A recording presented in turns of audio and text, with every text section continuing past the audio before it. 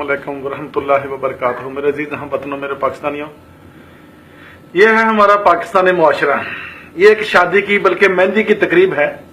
यहाँ लड़कों ने मालूम ने किधर किधर से कैसे पैसे बंदोबस्त करके वैसे बोलते हैं हमारे पास रोजगार नहीं, हम भूखे मर गए, हमारे पास आटे के लिए पैसे नहीं, हमारे पास घी के लिए चीनी के लिए पैसे नहीं, बच्चों की फीस देने के लिए पैसे नहीं, बच्चों को प्लास्टिक की नायलॉन की चप्पल 20 रुपए की लेके देने के लिए पैसे नहीं, लेकिन ये कंजरों पे लुटाने के लिए पैसे किधर से आ जाते हैं ये मैं बताता हूं। अजीज हाँ वतनों, मेरे पाकिस्तानियों, मेरे मुहब्बा वतन पाकिस्तानियों, रिज़्क़ हलाल मेहनत से कमाया हुआ पैसा ऐसे कभी भी नहीं लुटता। पैसा जैसे आता है वैसे ही जाता है। अगर पैसा हराम आएगा तो हराम रास्ते में ही जाएगा, अगर पैसा हलाल कमाया तो हलाल रास्ते पर ही जाएगा।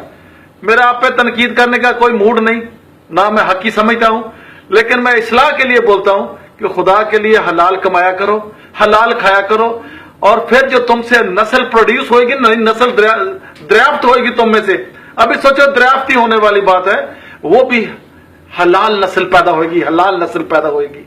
ये जो कुछ कर रहे हैं इस वक्त ये लड़के, ये सब उधार लेके या 2 नंबरी करके इन्होंने पैसा इकट्ठा किया, आज कंजरों पे लुटा रहे हैं। आज पाकिस्तान में भी यही है, यानी शादी करनी धूमधाम से भले मकरूज हो जाए। आज शादियां नाकाम क्यों हो रही पाकिस्तान की? धूम धड़के से बंदे शादी कर लेते हैं, बाद में लड़की को देने के लिए कुछ घर में खाने के लिए आटा नहीं होता, चावल नहीं होते, घी नहीं होता, कुछ ग्रोसरी नहीं होती, फिर अगली ठुठे मारती है कंजरा। उदो तो बड़े तो से चढ़ चढ़ के बड़े नखरे की जैसी, बड़े हम मालदार हैं तो बड़ी धूमधाम से शादी करनी है, तो ये शाम को मसरन की दाल कहां से आएगी?